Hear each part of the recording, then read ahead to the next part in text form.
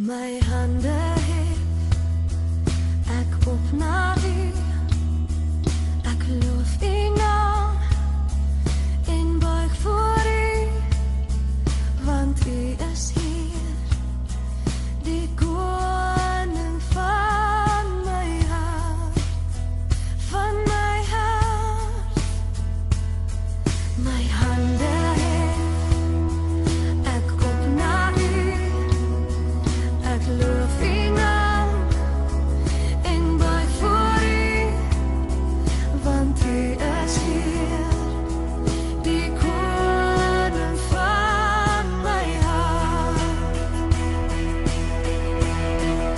Ek dien geen vreemde gode nie, en dit is meer belangrik nie,